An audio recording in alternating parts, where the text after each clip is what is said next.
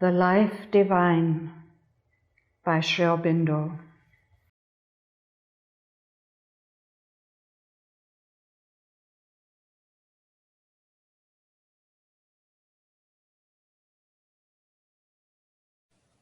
Chapter 22. The Problem of Life. This it is that is called the universal life. Taittiriya Upanishad. The Lord is seated in the heart of all beings, turning all beings, mounted upon a machine by his Maya. Gita. He who knows the truth, the knowledge, the infinity that is Brahman, shall enjoy with the all-wise Brahman all objects of desire. Taittiriya Upanishad.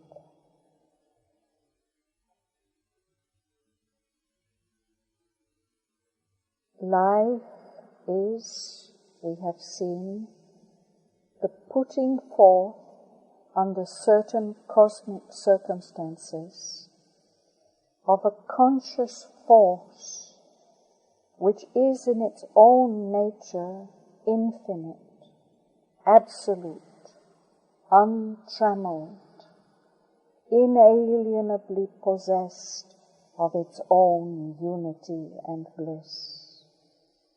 The conscious force of Satchidananda.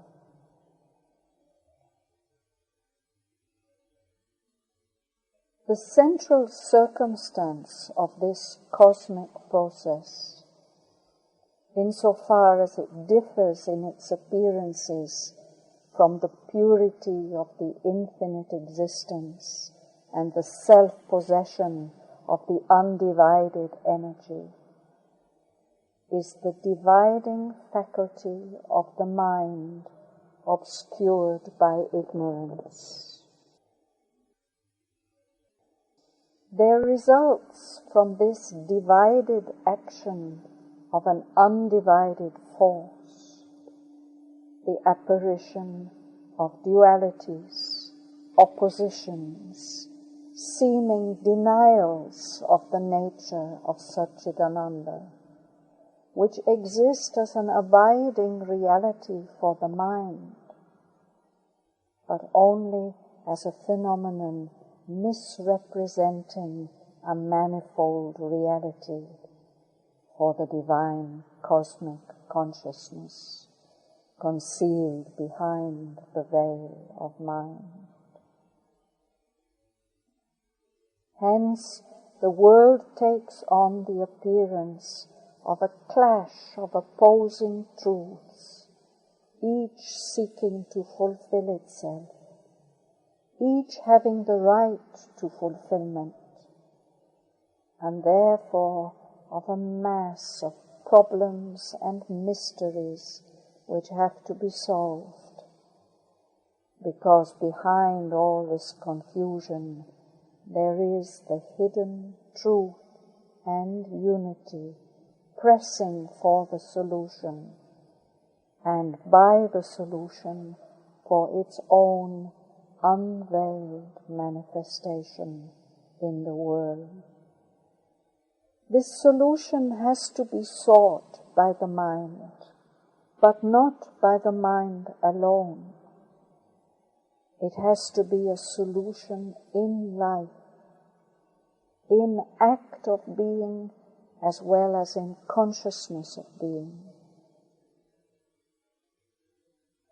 Consciousness as force has created the world movement and its problems.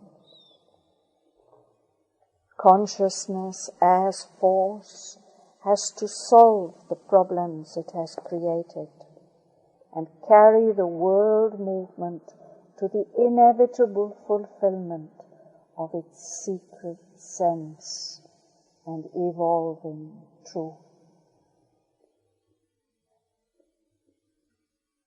But this life has taken successively 3 appearances. The first is material, a submerged consciousness is concealed in its own superficial expressive action and representative forms of force. For the consciousness itself disappears from view in the act and is lost in the form. The second is vital. An emerging consciousness is half apparent as power of life and process of the growth, activity, and decay of form. It is half delivered out of its original imprisonment. It has become vibrant in power as vital craving and satisfaction or repulsion. But at first not at all, and then only imperfectly vibrant in light, as knowledge of its own self-existence and its environment.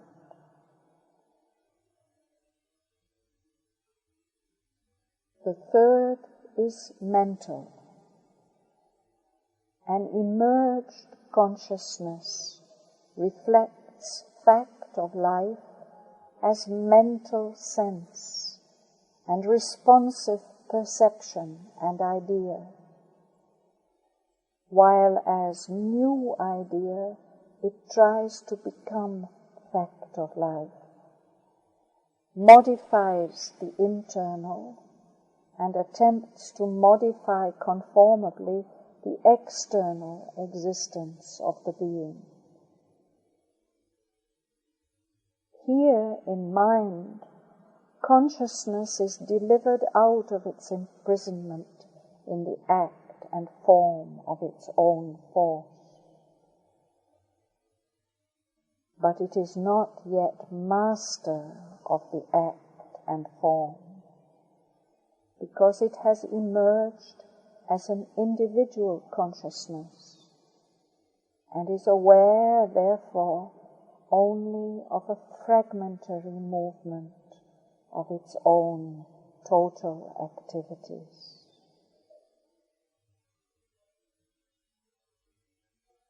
The whole crux and difficulty of human life lies here.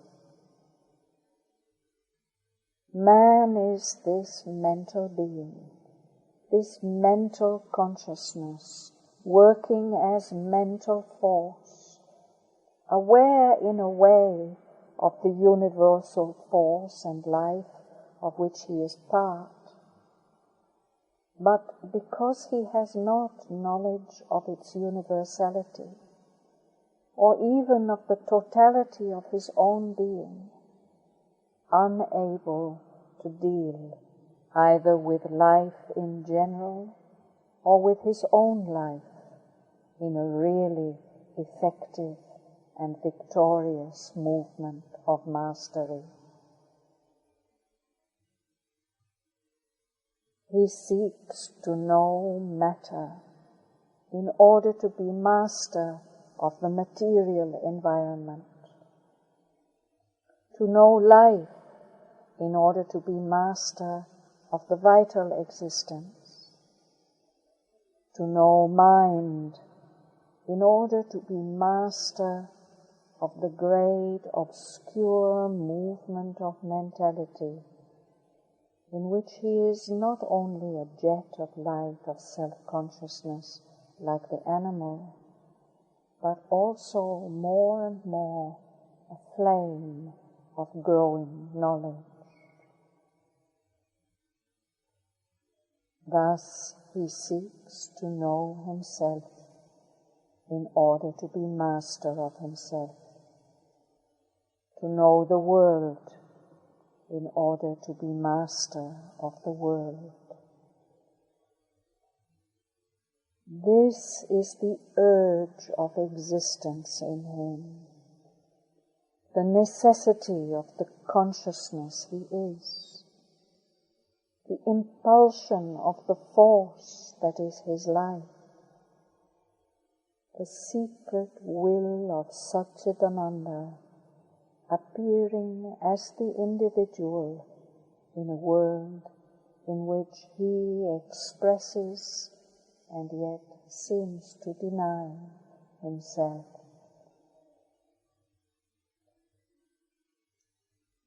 To find the conditions under which this inner impulsion is satisfied is the problem man must strive always to resolve.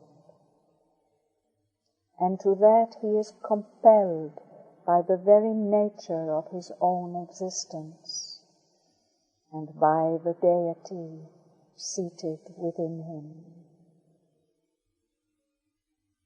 And until the problem is solved, the impulse satisfied, the human race cannot rest from its labor. Either a man must fulfill himself by satisfying the divine within him, or he must produce out of himself a new and greater being who will be more capable of satisfying it. He must either himself become a divine humanity or give place to Superman.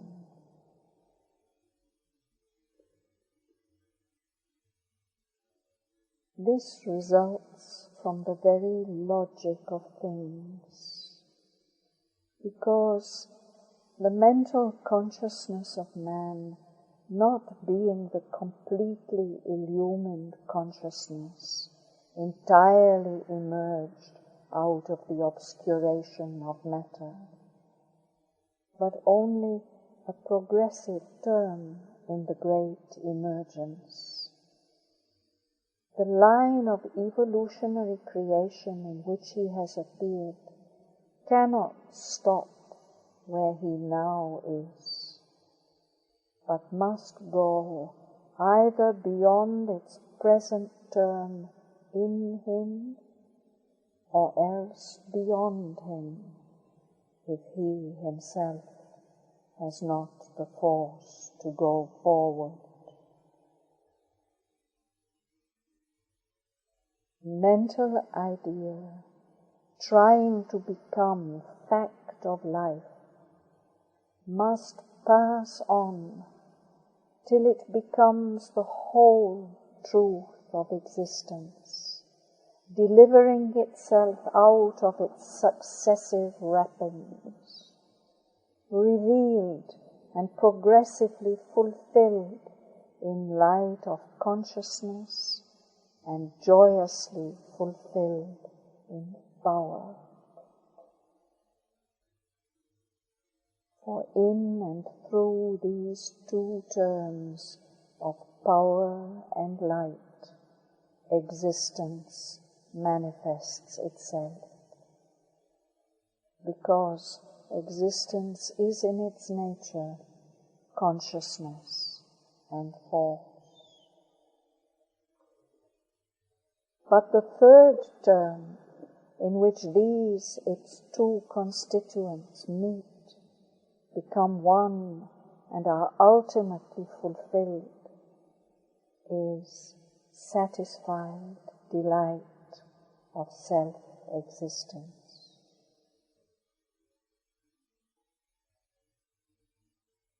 For an evolving life like ours, this inevitable culmination must necessarily mean the finding of the self that was contained in the seed of its own birth,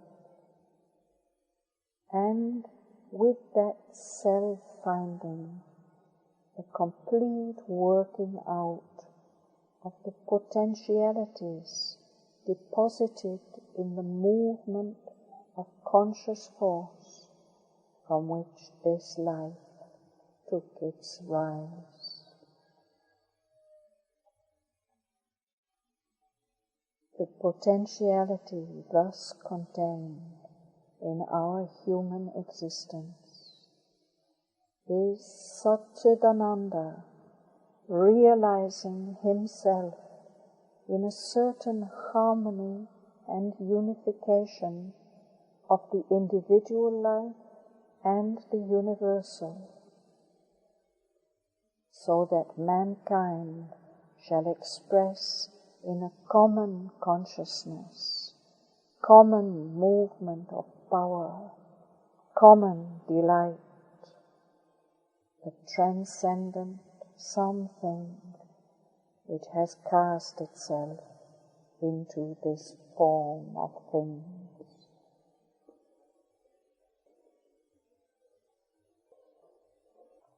All life depends for its nature on the fundamental poise of its own constituting consciousness. For as the consciousness is, so will the force be. Where the consciousness is infinite, one, transcendent of its acts and forms, even while embracing and informing, organizing and executing them, as is the consciousness of Satchidananda, so will be the force, infinite in its scope, one in its works, transcendent in its power and self-knowledge. Where the consciousness is like that of material nature, submerged, self-oblivious, driving along in the drift of its own force without seeming to know it, even though by the very nature of the eternal relation between the two terms, it really determines the drift which drives it. So will be the force. It will be a monstrous movement of the inert and inconscient, unaware of what it contains, seeming mechanically to fulfill itself by a sort of inexorable accident, an inevitably happy chance, even while, all the while, it really obeys faultlessly the law of the right and truth fixed for it by the will of the supernal conscious being concealed within its movement.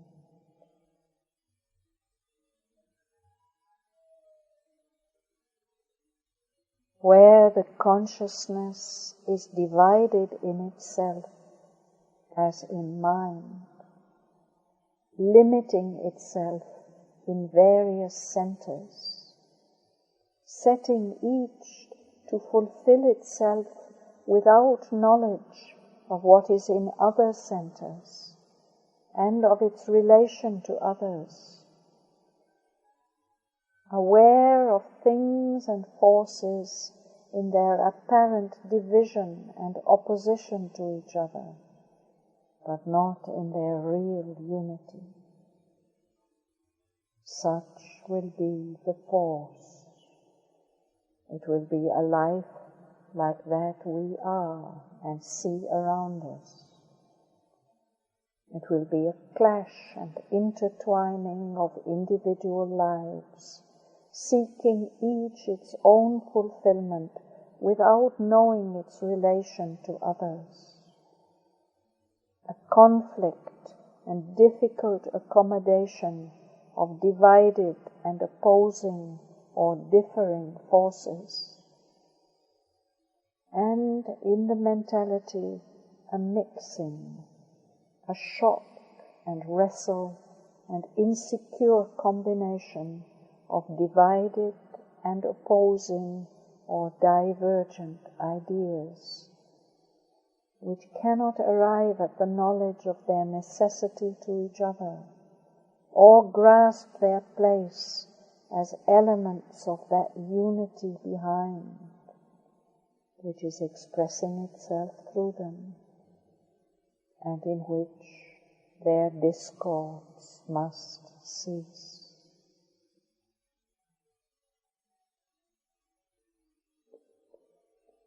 But where the consciousness is in possession of both the diversity and the unity, and the latter contains and governs the former, where it is aware at once of the law, truth and right of the all, and the law, truth and right of the individual, and the two become consciously harmonized in a mutual unity, where the whole nature of the consciousness is the one knowing itself as the many, and the many knowing themselves as the one. There the force also will be of the same nature. It will be a life that consciously obeys the law of unity, and yet fulfills each thing in the diversity according to its proper rule and function. It will be a life in which all the individuals live at once in themselves and in each other as one conscious being in many souls, one power of consciousness in many minds, one joy of force working in many lives, one reality of delight fulfilling itself in many hearts and bodies.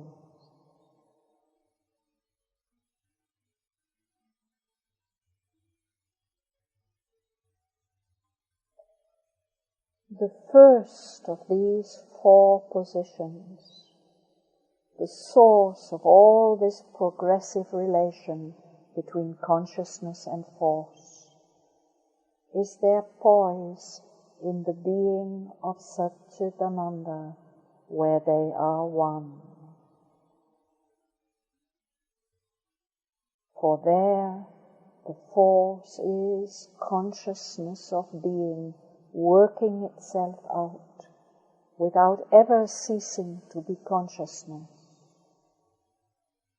And the consciousness is similarly luminous force of being, eternally aware of itself and of its own delight, and never ceasing to be this power of utter light and self-possession.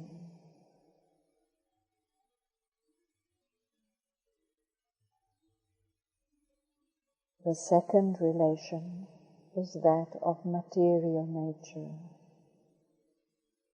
It is the poise of being in the material universe, which is the great denial of Satchidananda by himself. For here there is the utter apparent separation of force from consciousness, the specious miracle of the all-governing and infallible inconscient, which is only the mask, but which modern knowledge has mistaken for the real face of the cosmic deity.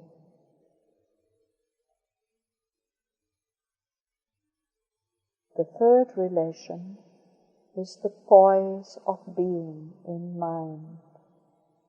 And in the life which we see emerging out of this denial, bewildered by it, struggling, without any possibility of cessation by submission, but also without any clear knowledge or instinct of a victorious solution against the 1,001 problems involved in this perplexing apparition of man, the half-potent, conscient being, out of the omnipotent inconscience of the material universe.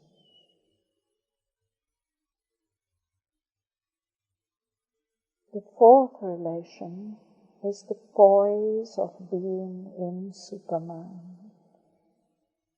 It is the fulfilled existence which will eventually solve all this complex problem, created by the partial affirmation emerging out of the total denial.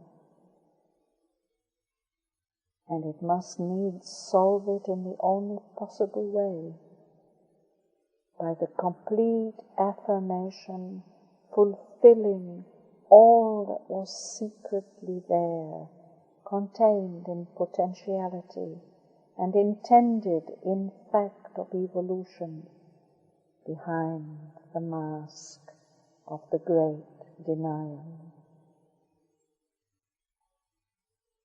That is the real life of the real man, towards which this partial life and partial unfulfilled manhood is striving forward,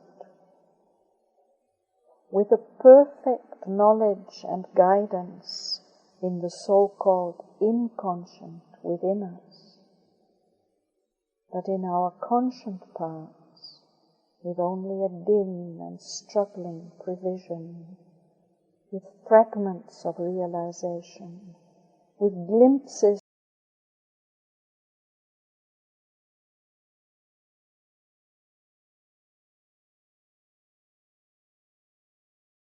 and the transcendentalist, the mystic and the thinker, the great intellects and the great souls of humanity.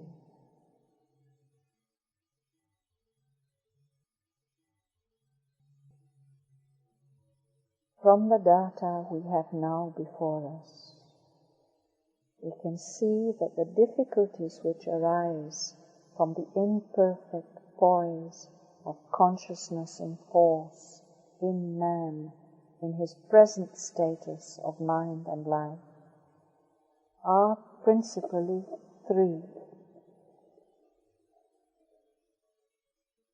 First, he is aware only of a small part of his own being.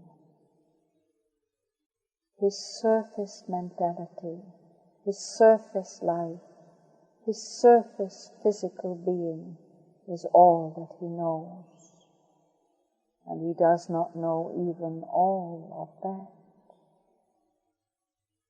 Below is the occult surge of his subconscious and his subliminal mind, his subconscious and his subliminal life impulses, his subconscious corporeality, all that large part of himself which he does not know and cannot govern, but which rather knows and governs him. For existence and consciousness and force being one, we can only have some real power over so much of our existence as we are identified with by self-awareness. The rest must be governed by its own consciousness, which is subliminal to our surface mind and life and body. And yet, the two being one movement and not two separate movements, the larger and more potent part of ourselves must govern and determine in the mass the smaller and less powerful. Therefore, we are governed by the subconscious and subliminal, even in our conscious existence, and in our very self-mastery and self-direction. We are only instruments of what seems to us the inconscient within us. This is what the old wisdom meant when it said that man imagines himself to be the doer of the work by his free will. But in reality, nature determines all his works, and even the wise are compelled to follow their own nature. But since nature is the creative force of consciousness of the being within us, who is masked by his own inverse movement and apparent denial of himself, they called that inverse creative movement of his consciousness the Maya, or illusion power of the Lord, and said that all existences are turned as upon a machine through his Maya by the Lord seated within the heart of all existences. It is evident then that only by man so far exceeding mind as to become one in self-awareness with the Lord can he become master of his own being.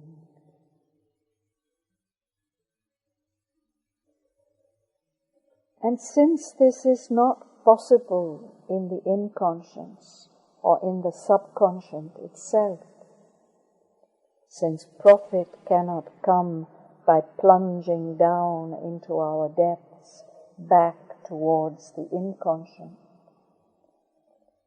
it can only be by going inward, where the Lord is seated, and by ascending into that which is still superconscient to us, into the supermind, that this unity can be wholly established. For there, in the higher and divine Maya, is the conscious knowledge, in its law and truth, of that which works in the subconscious by the lower Maya, under the conditions of the denial, which seeks to become the affirmation. For this lower nature works out what is willed and known in that higher nature.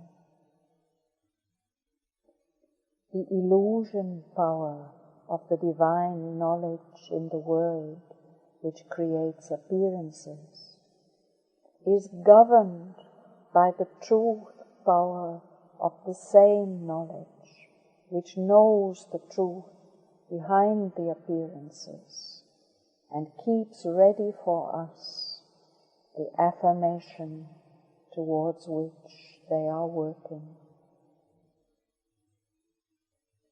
The partial and apparent man here will find there the perfect and real man, capable of an entirely self-aware being, by his full unity with that self-existent who is the omniscient Lord of his own cosmic evolution and procession.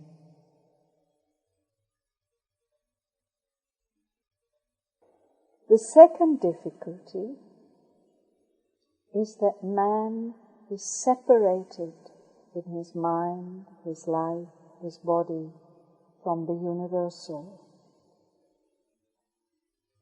And therefore, even as he does not know himself, is equally and even more incapable of knowing his fellow creatures. He forms by inferences, theories, observations, and a certain imperfect capacity of sympathy, a rough mental construction about them. But this is not knowledge. Knowledge can only come by conscious identity, for that is the only true knowledge, existence aware of itself.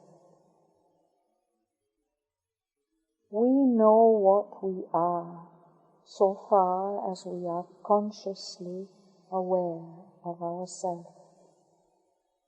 The rest is hidden.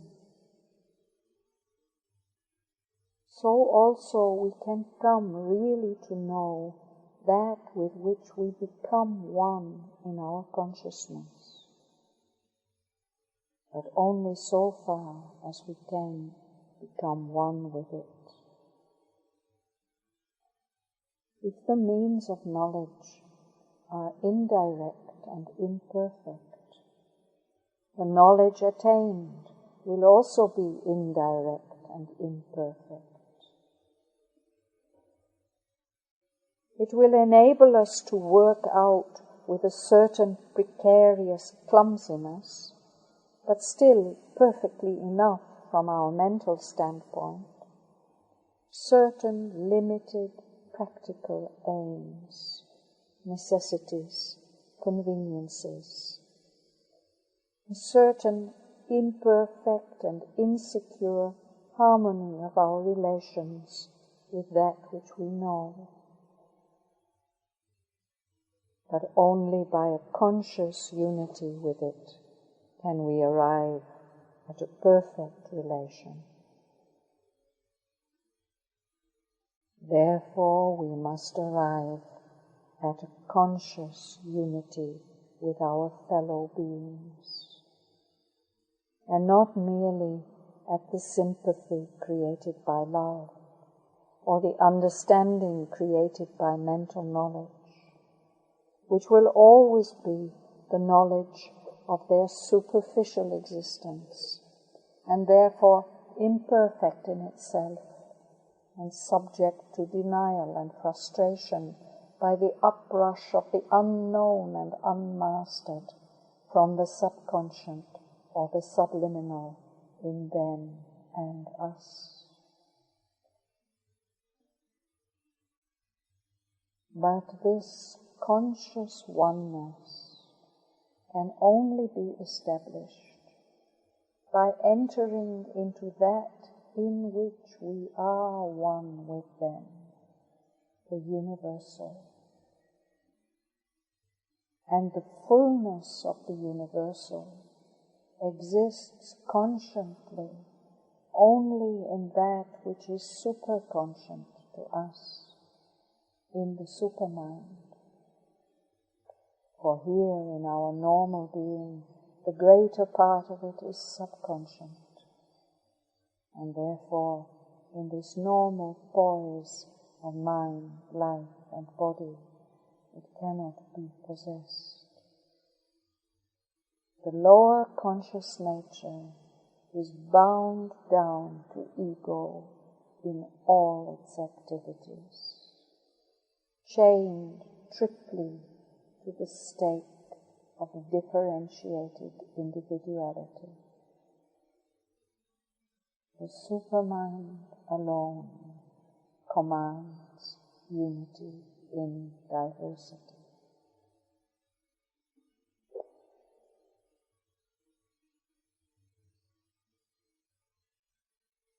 The third difficulty is the division between force and consciousness in the evolutionary existence. There is first the division which has been created by the evolution itself in its three successive formations of matter, life, and mind, each with its own law of working. The life is at war with the body. It attempts to force it to satisfy life's desires, impulses, satisfactions, and demands from its limited capacity what could only be possible to an immortal and divine body. And the body, enslaved and tyrannized over, suffers and is in constant dumb revolt against the demands made upon it by the life. The mind is at war with both.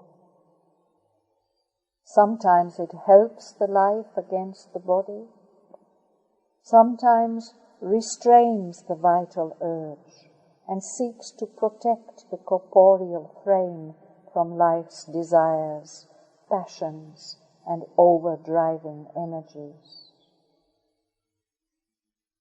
It also seeks to possess the life and turn its energy to the mind's own ends, to the utmost joys of the mind's own activity, to the satisfaction of mental, aesthetic, emotional aims and their fulfillment in human existence.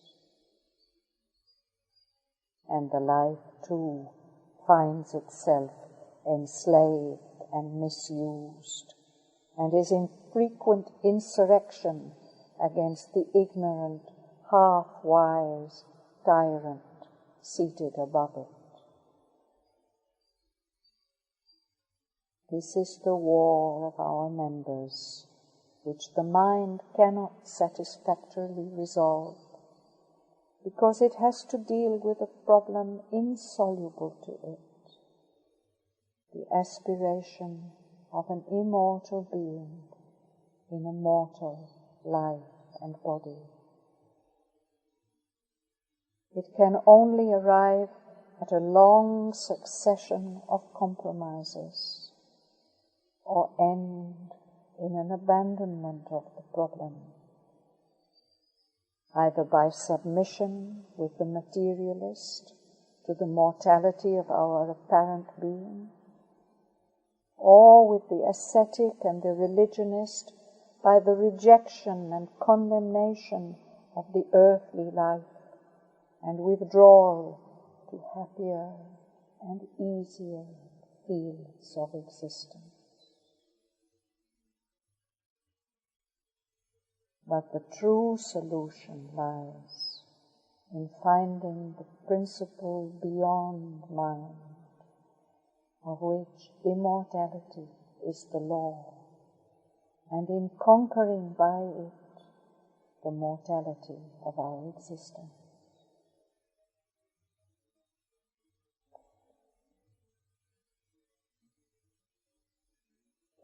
But there is also that fundamental division within, between force of nature and the conscious being, which is the original cause of this incapacity. Not only is there a division between the mental, the vital, and the physical being, but each of them is also divided against itself. the capacity of the body is less than the capacity of the instinctive soul or conscious being, the physical Purusha within it. The capacity of the vital force less than the capacity of the impulsive soul, the vital conscious being or Purusha within it. The capacity of the mental energy less than the capacity of the intellectual and emotional soul, the mental Purusha within it. For the soul is the inner consciousness which aspires to its own complete self-realization, and therefore always exceeds the individual formation of the moment. And the force which has taken its poise in the formation is always pushed by its soul to that which is abnormal to the poise, transcendent of it. Thus, constantly pushed, it has much trouble in answering, more in evolving from the present to a greater capacity. In trying to fulfill the demands of this triple soul, it is distracted and driven to set instinct against instinct, impulse against impulse, emotion against emotion, idea against idea, satisfying this, denying that, then repenting and returning on what it has done, adjusting, compensating, readjusting ad infinitum, but not arriving at any principle of unity. And in the mind again, the conscious power that should harmonize and unite is not only limited in its knowledge and in its will, but the knowledge and the will are disparate and often at discord. The principle of unity is above in the supermind, for there alone is the conscious unity of all diversities. There alone will and knowledge are equal and in perfect harmony. There alone consciousness and force arrive at their divine equation.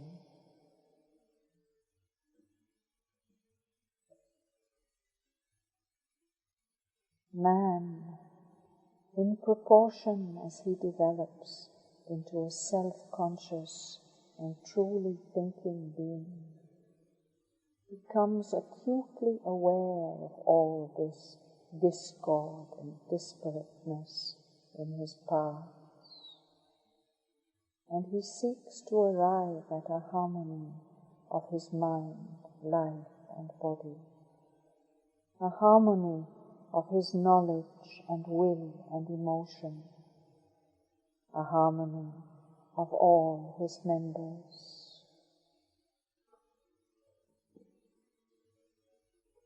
Sometimes this desire stops short at the attainment of a workable compromise which will bring with it a relative peace. But compromise can only be a halt on the way, since the deity within will not be satisfied eventually with less than a perfect harmony, combining in itself the integral development of our many-sided potentialities. Less than this would be an evasion of the problem not its solution, or else only a temporary solution, provided as a resting place for the soul in its continual self-enlargement and ascension. Such a perfect harmony would demand as essential terms a perfect mentality, a perfect play of vital force, a perfect physical existence. But where in the radically imperfect shall we find the principle and power of perfection? Mind rooted in division and limitation cannot provide it to us, nor can life and the body, which are the energy and the frame of dividing and limiting mind. The principle and power of perfection are there in the subconscious, but wrapped up in the tegument or veil of the lower Maya, a mute premonition emerging as an unrealized ideal. In the superconscious they await, open, eternally realized, but still separated from us by the veil of our self-ignorance. It is above them, and not either in our present poise nor below it, that we must seek for the reconciling power and knowledge.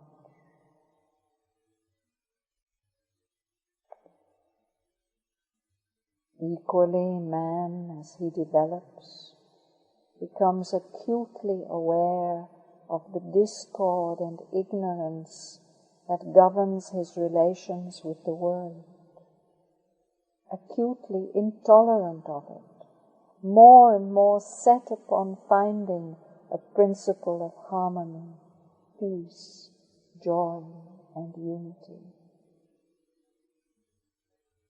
This too can only come to him from above.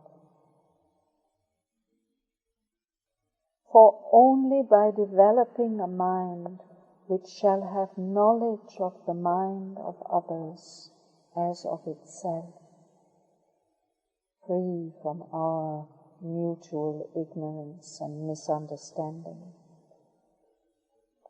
a will that feels and makes itself one with the will of others, an emotional heart that contains the emotions of others as its own, a life force that senses the energies of others and accepts them for its own and seeks to fulfill them as its own, and a body that is not a wall of imprisonment and defense against the world. But all this under the law of a light and truth that shall transcend the aberrations and errors, the much sin and falsehood of our and others' minds, wills, emotions, life energies. Only so can the life of man spiritually and practically become one with that of his fellow beings, and the individual recover his own universal self.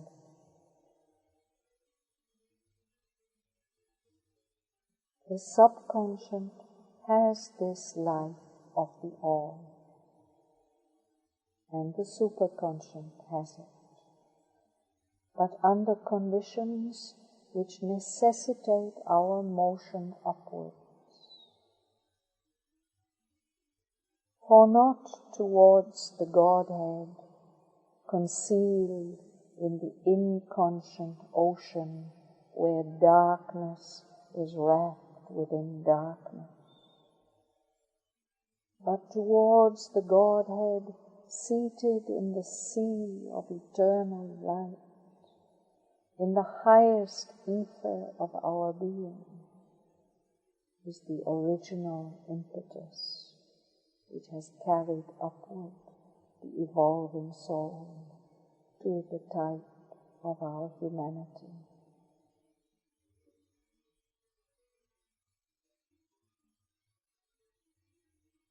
Unless, therefore, the race is to fall by the wayside and leave the victory to other and new creations of the eager, travailing mother, it must aspire to this ascent,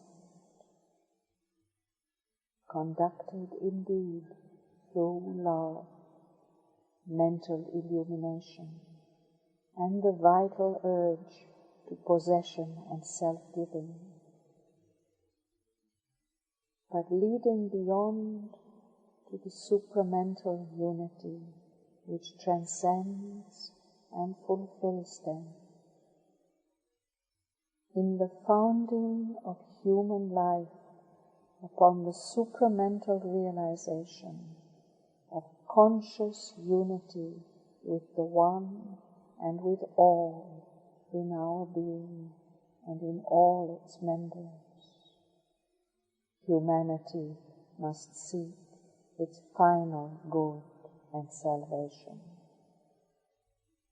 And this is what we have described as the fourth status of life in its ascent towards the Godhead.